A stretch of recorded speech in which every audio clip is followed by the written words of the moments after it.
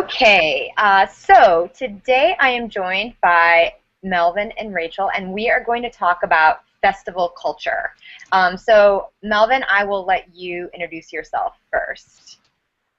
Well, hello. My name is Melvin Priester. I am wear a lot of different hats. I am an attorney, a DJ, a artist, and most recently became a city council person in a mid-sized southern city that I think I have been invited to participate in this particular discussion about festival culture because I am a 7-year veteran of the Burning Man Festival and have been part of groups that have done some pretty significantly sized art projects over the years. And I have covered for various publications other music festivals such as the Voodoo Music Festival in New Orleans. Great. Rachel? I'm Rachel, and I am an assistant editor at Sociology of Style, and I also am a styling assistant at Refinery 29. Great.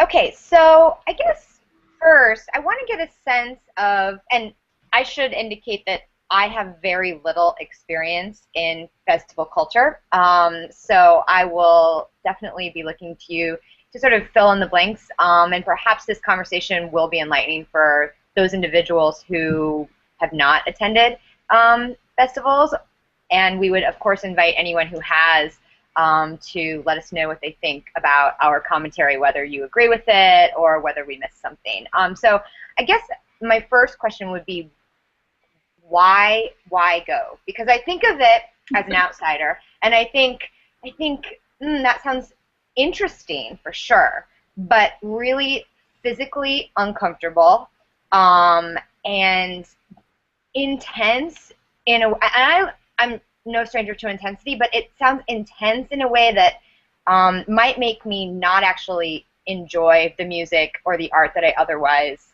would appreciate. So what do you think it is that draws people to these events?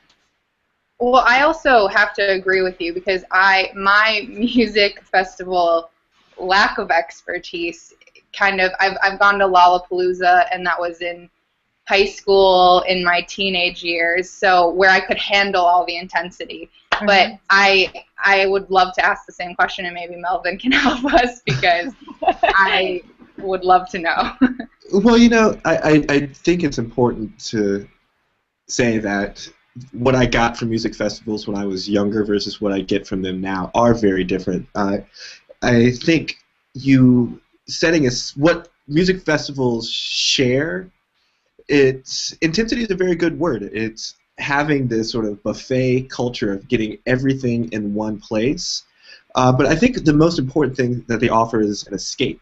That it's sort of an escape from your normal reality. You get a total immersion in the festival, and whether or not that's something like Coachella, which I've been to, some of the smaller festivals, that there's a real sense of escape from the everyday world, and also it can create this intense sense of belonging that you are all in this experience together. You're sharing a space. It's very social. You normally go with a group of friends, and when we live in this sort of atomized lifestyle, that it's very exciting to be able to be in this one environment that's completely immersive, that you're signed up to be there often I've been at Burning Man where I was there for 12 or 13 days, and you get that special immersion that can only happen when you go to a music festival, and so you feel like you've bonded. And right. I think about what's that sociologist who wrote the book Bowling Alone? Putnam, yeah. Mm-hmm. So Putnam talks about how we live in a culture where we're all bowling alone. Yeah. Music festivals, especially in comparison to just going to a concert by yourself or maybe with your date, is, I think, a real reaction to the fact that we are so often bowling alone. Mm-hmm. Mm-hmm. And would you say, so I think again, I'll be the sort of outsider critic. They're also great parties.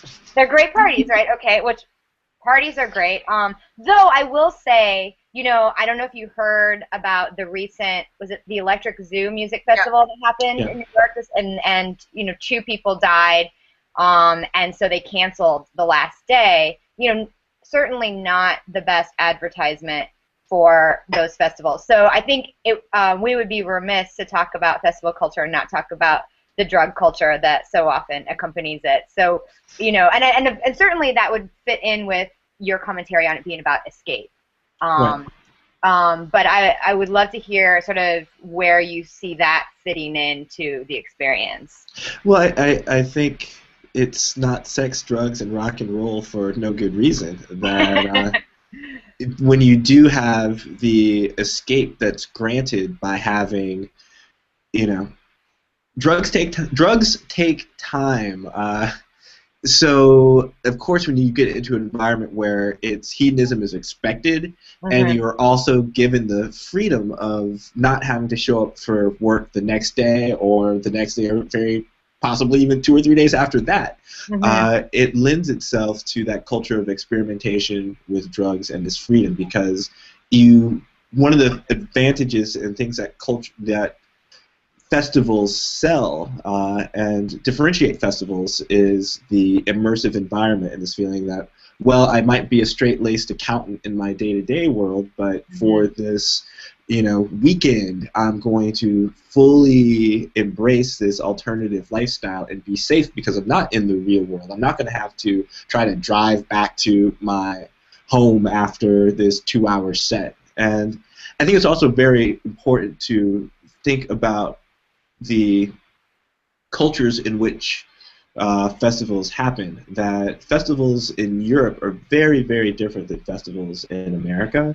Okay. Because I think the European experience of fun is we're the Calvinist younger siblings, and so we have a much more compressed experience. Like in Europe, festivals tend to be even more free and more.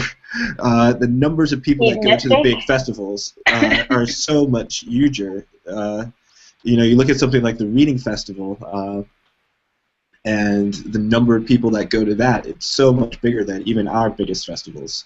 Right. So it's about escapism and hedonism. And community. And community. Okay. So so I guess my question is then, do you feel like the music and the art are sort of just an excuse for this hedonistic escape? Depends on the person. I think there are people that go to Burning Man just to do drugs and hit on girls, and I think there are also, my background with Burning Man, I started going went for the first time in 2003. Okay. I was part of a community of artists. I was with people from Pixar, the animation studio. I was with a bunch of engineers from Dolby Studios. And it was a very creative bunch who were trying to enjoy building art. So when we would get there, it was our community building something as a gift. So in many ways, it was a bunch of work for me to be there. So I was it wasn't escapism as much as a true communitarian thing, where I was with a group of folks that like to make large-scale art projects, and these festivals gave us a culture and an outlet to do that. So I think there are many people with Burning Man, with and where you can sort of see Burning Man bleeding out to the culture at large is the culture of people who build things for festivals and build the art that's associated with festivals. Now you'll see them doing projects at Coachella, at the Voodoo Music Festival in New Orleans. They've got a lot of great artists that are doing pieces of art for the festival, and it's almost the focus for them is the art and the building and being able to create something that it's awful tough to get into an art gallery in New York. There's very little space. Right. And festivals are now a creative outlet for, particularly if you do digital sculpture, collaborative pieces like that. So to get to your question, is it just about the escapism? I would say no, but it's also, is it about marginalizing the music? I would say for some people, the music is the sole function. For some people, it's a distraction. But that's like anything in life. Right, right, right. And if I could go with a group of people like that, that sounds amazing. But for me, I feel like how I see the culture, the festival culture, is more of the escapism, and it scares me, and it scares me to kind of, because I don't know, it scares me to, like, I don't do drugs, and not that I'm like, oh, blah blah blah, like, so, like, if you do drugs, I'm mad at you, but I don't. It's hard for me to feel like I belong because I don't have a group of people that I've encountered who are going for more than just the escapism and using the music as an excuse. Perhaps I'm hanging with the wrong group of people, but I think that's a little bit daunting for certain people to kind of want to participate in festival culture. I agree that it's, like so many things in life, it depends on the company that you're keeping. And I find that while at certain festivals I really, really love the crowd, at other festivals it can be the crowds and the people can be very off-putting. And it's also the size of things that festivals often try to do a, how big, and, I nearly got crushed to death close to the front at a New York show at Coachella a couple of years ago. That there is a certain dangerous physicality to festivals that is something that also can't be ignored. I think, yeah, let's talk about that sort of hyper-physicality for a moment, because the body plays such a huge role at these events, right? And I think that is part of, it does in a way speak to what you were talking about earlier about sort of an escape from our everyday life where perhaps we're very idle, or it's more about being in our head, or we sort of go through the motions in a somewhat, I don't know, and not as thoughtful or physically deliberate way. Whereas there, whether it's drugs or dancing or the immersive experience of the music, or as you say, that actual sort of crushing of bodies or the physical discomfort. I mean, it's interesting that so many people seek out that kind of extreme physical experience. It's almost like we're hungry to be reminded that we have these bodies, and we, part of that escape is not just a mental escape. It's very much about removing our bodies from its comfort zone as well.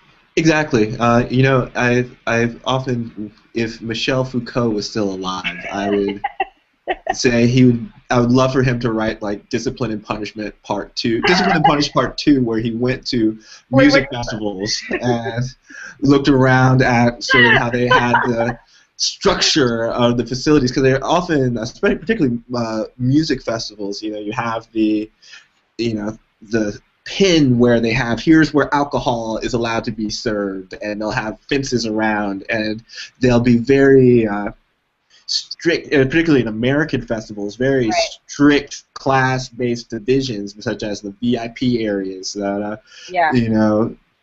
you'll often find, for example, at the Treasure Island Music Festival in San Francisco, where it's, here are the bathrooms that the rich people can go to because they paid for a VIP pass, and it's a regular festival thing to have these very classist divides based on the pins where, okay, if you've got this sort of badge, you can go in back and forth, and if you don't, you don't get in. And even in the more egalitarian things, where, for example, last year I had a press pass to the Voodoo Music Festival in New Orleans, and I was doing camera work for this blog, and even with the the credentials, there was very much a pin, and it was very penal structure to let people go from one part to another part, and you could have a bag, but you can't have a bag, so on and so forth. Mm-hmm. I also find that interesting with the VIP areas, and again, I only have experience from Lollapalooza, but and then relating that to the body and relating it to how when you're in the general admission, you are more squished, you're a part of that, but when you're in the VIP, you get the space, right. you kind of enjoy it completely differently. So I think that's really interesting too, and what does that say about the culture of the music festival? Well, it's one of the things that I find interesting over the last couple of years in American nightlife culture and event culture is we really are having a divide between for paid access to perks in the music world. So, for example, New York and Las Vegas are the epicenter for the bottle service when you go out to nightclubs. And if you don't pay for bottles, not only will you not get in or have to wait in line for a long, long period of time, you won't even be allowed a place to sit in nightclubs in cities like New York and especially Las Vegas. And whereas in Europe, on the other hand, it's much more egalitarian, and you don't have that sort of VIP divide. For example, at Berghain, which is in Berlin, which many argue is the best nightclub on earth right now. It's a former gay bar in a power plant in what used to be East Germany. There is no VIP line. You wait in line. I've waited in line to get in there for 3-4 hours, and oh my God, worth it. It's totally worth it. You get there. There's no, I'm a star, I'm rich, I'll pay for access. You get there, and a very tattooed, heavily pierced man decides whether or not to let you in. If you get in, great. If not, you don't. Which would be devastating after waiting 3 or 4 hours. It would be devastating. One of the things I'm most proud of in life is that I've never gotten nagged at the door there. And, but you get in, and there's no VIP booth, there's no division, and it's completely wide open space. And you're seeing now this divide in the cultures between where we sell these perks versus where we don't. And one of the things that I find really fascinating right now in the music culture scene is that there's this real wave right now of small festivals, festivals with as few as 200, 300 people renting out an abandoned campground, renting out a campground for a weekend, having, putting in a sound system, having bands and DJs play from like Friday at 5 till Sunday night at 9. And some of the best festivals, the most, in some ways, culturally exclusive festivals, because you have to know somebody to get the info to go to one of these. It's a very interesting moment in America where we have this divide between the major festivals that often use money as a divide to separate things, and then these small festivals that exist under the radar that use more of the social elitism of, are you cool enough to know somebody, but once you get in, you're all the way in.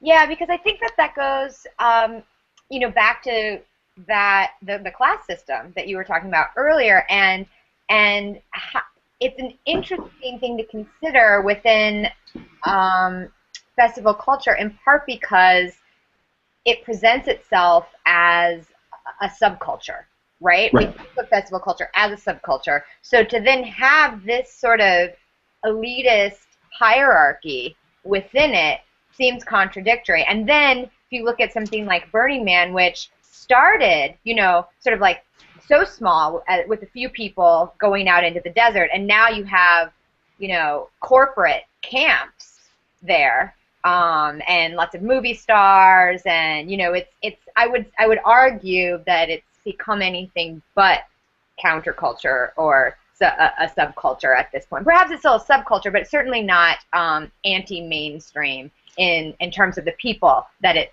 attracts. And so how does it still maintain its relevancy, right? Like how is that negotiated, or do they then move on to these smaller festivals?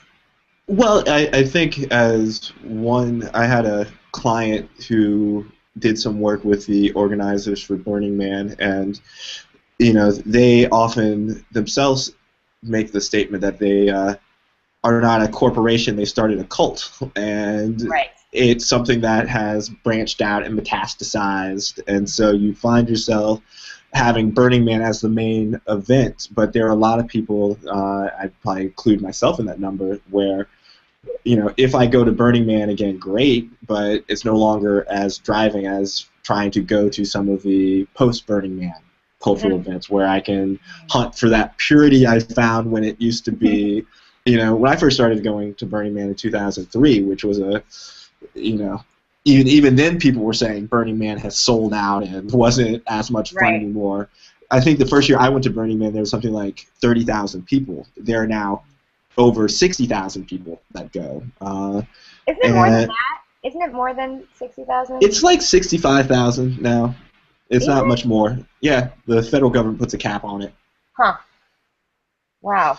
But I find the post Burning Man events to be more interesting now, whether or not it's something like the Figment Festival in New York or the regional burns. There's Lake of Fires over in near Chicago. There is events over near Austin that are extremely popular. There's a great party called Nowhere, which is in some caves in Spain, about 2 hours from Barcelona.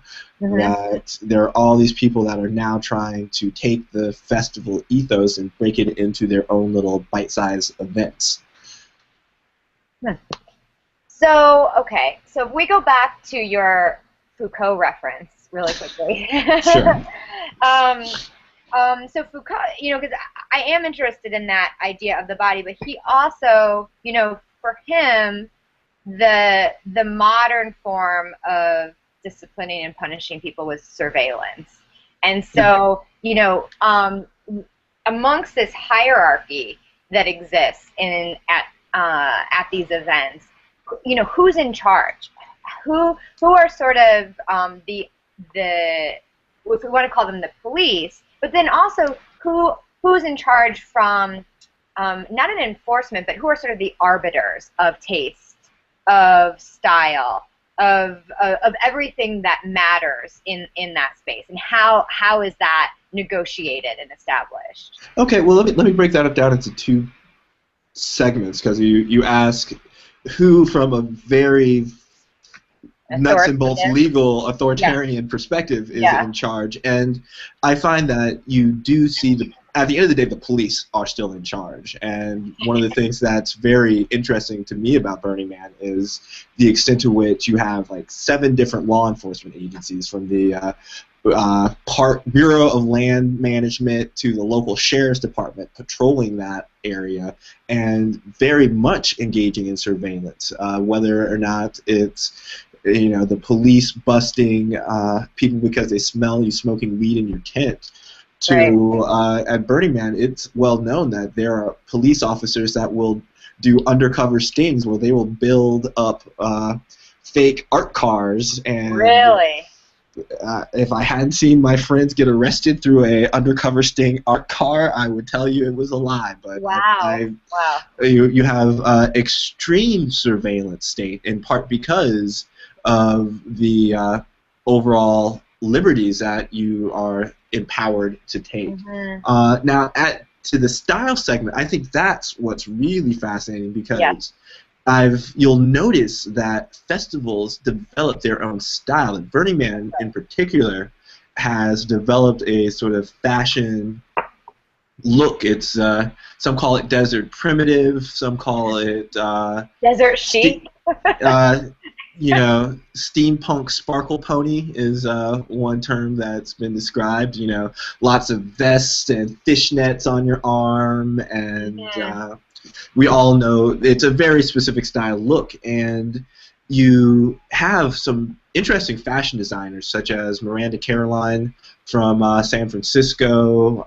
Bad Uncle Sista is another fashion group that has made their name based on dressing people from Burning Man. And in some ways, I found it to be almost like high school again, where you have people who are part of the in-crew. You know, they're the ones who, their crew throws the best parties, their crew is associated with the best DJs, and they start dressing as a way to establish their brand. I'm thinking of some various groups, such as group formerly known as El Circo, that you had some really significant DJs and musicians come out of some of these groups, like El Circo, such as Bass Nectar and the Glitch Mob, for example. And they've had styles associated with them, and because these were the cool kids, just like in high school, you had a couple of people start dressing a certain way as to build their brand, to establish their tribal group. Mm-hmm. And in turn, you turn around 5 years later, and everybody's dressed alike. Right, which is always, again, I need to go back to the subculture. That's always what happens with subcultures, right? Is that you have this kind of counterculture aesthetic that then is embraced by the mainstream, sort of reappropriated symbols, and then, but does it then water down those symbols, and then the counterculture sort of seeks some other visual expression? Also, sorry to interrupt. Just going back a little bit. I wanted to mention, I didn't want to interrupt anyone. Yeah. I also think there's a huge like photographer and blogger culture that is another form of police work, where it's to a point at certain music festivals that people are dressing to be captured on camera, and that level of surveillance is interesting. Trying to, you'll hear girls commenting, "Oh, you're going to be photographed today. That outfit's definitely going to be online." And I think that's interesting too, because you can even see how the style has changed and how people go into these festivals in like best festival outfits, crop tops, the high waist, with the flower headbands ready to go so that their picture's taken. And I think that's also a different level of like police work, and establishes a hierarchy. Oh, well, she's been photographed 5 times at festivals. Yeah, exactly. And it's very interesting that I'm dating myself here, but we've always had paparazzi, but we've had this change now where we can be our own paparazzi. That's right. And we blog, and we have these people that catch this stuff. But I remember back when I started getting involved in this world in like early 2000s, there would be web pages in San Francisco, such as MV Gals, that would capture the the scene at these different parties. And it was really, when it started, it would just be these very dedicated, specific web pages that would be tracking the fashion and the culture. Mm-hmm. And now it's everyone on Facebook. And again, to get back to the cultural differences, in a lot of European places, I go back to the example of Berlin, you get kicked out of the club if they catch you taking pictures. Right. It's and that's still the rule, right? Yeah. Mm-hmm. Don't get caught taking pictures at Berlin.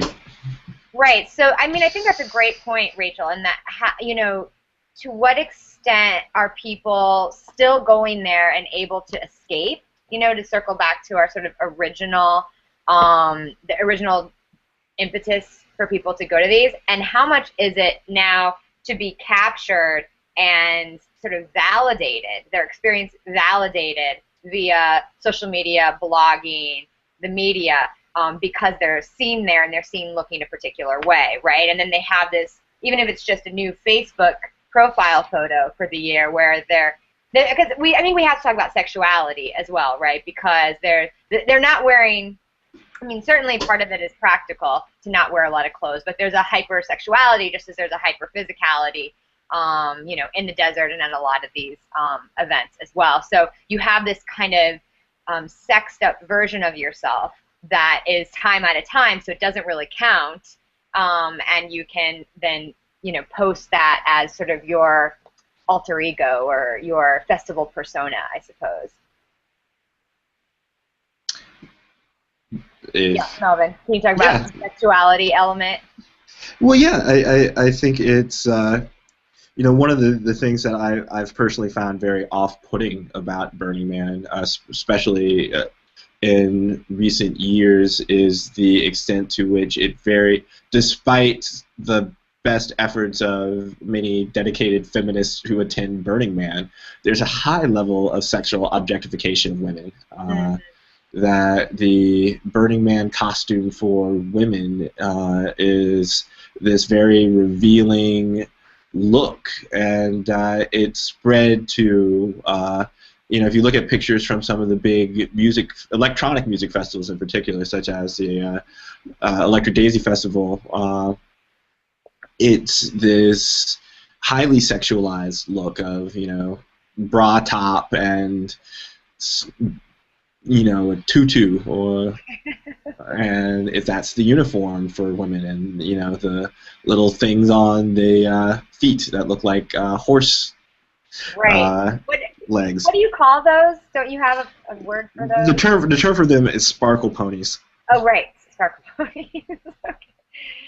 But they kind of are on your calves, right? So it's like your calves are covered, but then it's that's the term. Your calves are covered, but then everything above from your calf to your butt is pretty much exposed. You might be wearing,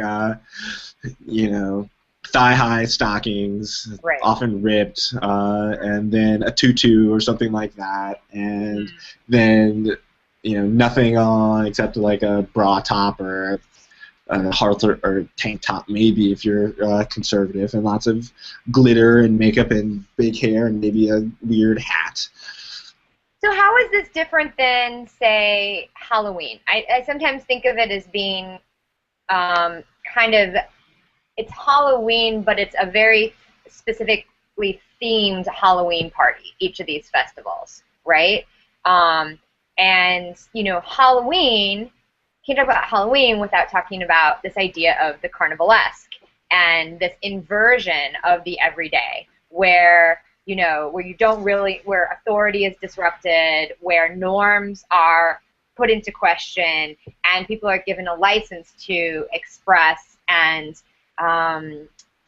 to interact in a way that they are not normally allotted in their everyday life. So that's thrilling and exciting, and we normally relegate that to specific dates like Halloween. So what happens in these cultures where, and I see this increasingly among, say, the Burning Man culture in New York, every weekend there's an event, right? So there are these sort of main events, but then every weekend there's a costuming, or that costuming starts to creep into the everyday life.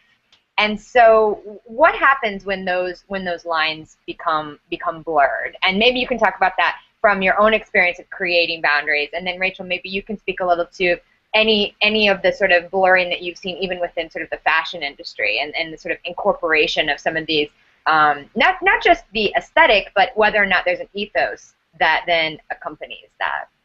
Well, I think it's important to draw a distinction between festivals like Burning Man, which has a distinctly utopian air about it, whether rightly or wrongly, but I think one of the things that separates Burning Man is very much a sense of, for a week we're creating this utopia in a desert, and so we want to have this bleed back into the real world, which is partly of the reason why you have so many parties that are associated with it, compared to events like Coachella, where there's not as much of a separation. There's not as much of a utopianism to Coachella. Coachella is, let's see all of my favorite bands over 3-day period. Well, now separated over, there are 2 weekends worth of Coachella. Right.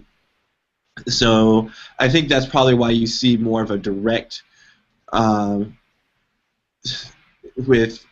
can't really have a Coachella separate party, because Coachella is as a piece of intellectual property owned by a company that does this event, whereas Burning Man, on the other hand, has more of this. Again, it's we're a cult, not a corporation, as they say. Right. So it lent itself more to having these echoes and more of a do-it-yourself. We're going to have parties throughout the year. Plus, with Burning Man, you have, the group I was with, which was called SoS System. I've been with multiple groups. One was called SoS System. Subsequently, groups were called Tasty, and the most recent group is called Heart Deco. And Heart Deco built a double-decker bus with a 50,000-watt sound system and had, major DJs from Brazil play out there in the middle of nowhere. People are doing that on their own dime. And so you have this fundraiser culture for the rest of the year to make up for the money that you sink into having the actual party at Burning Man. Right. And Rachel, do you notice that sort of boundary blurring where festival culture is sort of brought back into everyday life? In a fashion sense, I think there's definitely elements. I mean, as far as what I'm familiar with, I feel as though people try to put together their absolute best. There's 3 days. We want the perfect outfit each day to debut at the festival, to be a part of this. But that can also filter into it's your best day summer outfit, basically.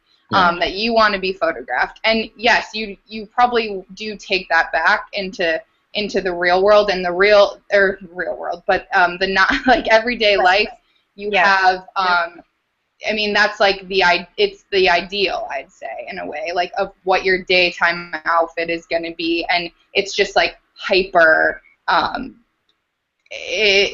don't know. I think it's interesting that it's such a short period of time that it's the ideal has to happen within that, but it is what you would do every day, but probably not, because you're not going to take the time to put your perfect outfit together every single day. At least I'm not. So I don't know if that quite answers your question, but off the top of my head. Yeah, I mean, I think there is a bit of a feedback loop between festival culture, mainstream culture, and that they're the two do sort of influence each other. I guess my point being just that a lot of the festival culture, they don't necessarily operate in a bubble, right? Exactly. In part because of technology, because there are photographs and those are being sort of kept alive as personas, as ideals throughout the year once you've gone back to your more professional existence, which is sort of how I wanted to end our discussion. If Melvin, you could talk a little bit about this sort of balancing of what we might consider to be wildly, not necessarily contradictory personas, but certainly a very unique juxtaposition of personas that you have managed to live sort of professionally and socially, and how you sort of are able to negotiate the coexistence of those two. Well, for me, by virtue of being an African American in a predominantly white cultural space, both often in my educational and professional, and now the social world of festival culture, I've gotten really good at code switching. So I've always had that skill. That I think one of the problems I have with festival culture, particularly Burning Man festival culture, is that people try to do this thing where they do try to have their burner persona, and they'll often adopt a fake name for the week of the Burning Man festival, and then they'll have their daily life and try to have these two identities, and I often find that to be a very schizophrenic way of going about your existence. So I've made a point of trying to avoid that, and just being very straightforward and open about what I do. And you can't be blackmailed with something if you are proud of it and you are open about it. Now, at the same time, when I go to festivals, whether it's the Voodoo Music Festival or Jazz Fest or Coachella or Burning Man or some of the other festivals on my to-do list, wish list to go to, I don't get as insane as some of the other people that Right. go. You So but I think it's one of the overarching problems with American culture is we always have had this sort of work hard, play hard Yeah. schizophrenia. Right. Right. And so I think because we have this work hard, play hard ethos, and we didn't get a chance to really talk about the money aspect of festival culture, but I think your point about the style element of it and people putting on their best clothes, festivals are expensive. They are very expensive. They require a lot of money in terms of not just your ticket, but the food, your outfit, getting to and from, having that much vacation time to be able to take off from work to go to them. That one of these things is that they're very, going back to what we were talking about earlier with the class element, it all comes together where, in some ways, because it requires money and people with money are often very involved in their professional life in this work hard, play hard, blink, blink, nudge, nudge, wink, wink, nudge, nudge world about your partying, that in some ways it's not really that difficult to balance these two things because people just go, okay, work a 70-hour week, but then for most of the year, but have that weekend when you go to Coachella, have that weekend when you go to Burning Man, have that weekend when you go to Jazz Fest, and go wild. Just come back and then go back to working your 70-hour week. So I do see the festival culture as such a interesting extension of American capitalist culture. And so because of that link, it's in order to maintain a life that balances, I just try to do the things that you always try to do to maintain a successful life in a Western capitalist culture. Right, right. The other thing we didn't talk, I'm glad you brought up the money issue because I've often marveled at that. I look at how much money people are spending in preparation for these events or to go there, and they really certainly some people would argue they're able to do it in a very frugal way, and I know that Burning Man offers what do they call it? It's almost like a scholarship or stipend for some people who can't afford the full tickets. But that said, as you said, there are so many expenses that one incurs to do it, quote unquote, right. The other thing we did not bring up is race and festival culture, and I would love to hear any quick observations about that, because my understanding is that it's a very, and this would fit into what the sort of the way that you're painting it, but that it is very sort of white dominated culture. And so yeah, I will just throw that over. Yeah, I don't really have much to add beyond what I just intimated about it.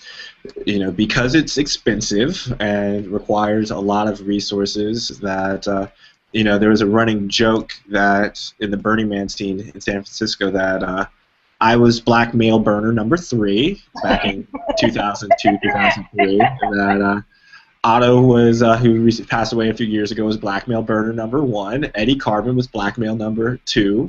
And there's this one guy who we joked was number 5, and we were keeping number 4 open in case someone cooler showed up that we didn't know already. That it's, I find them to be, and it depends on the festival. That one of the things I like about the smaller festivals or the music festivals as opposed to festivals like Burning Man is that there is more of racial diversity.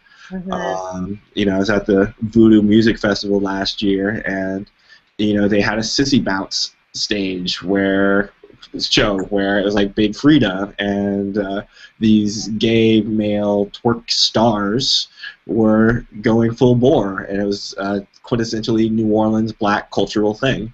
Wow, Frida is amazing, by the way. What's that? Big Frida. My older sister introduced me to Big Frida. Wow. But I often get asked, why don't more people go to Burning Man? And my joke used to be, well, black people, we don't like camping. but I think there's the same social obstacles and economic obstacles that prevent women, people of color, minorities, immigrants from being able to participate in broader social institutions such as art museums, applied just as fully to festival cultures. Right. Interesting. Well, thank you so much for your insights. We really appreciate it, and we want to hear from anyone who's watching this conversation. You know, what did we miss, or what do you disagree with, or what things do you have maybe an anecdote about from your own festival culture experiences? So, thank you, Melvin and Rachel, for joining us. Thank you.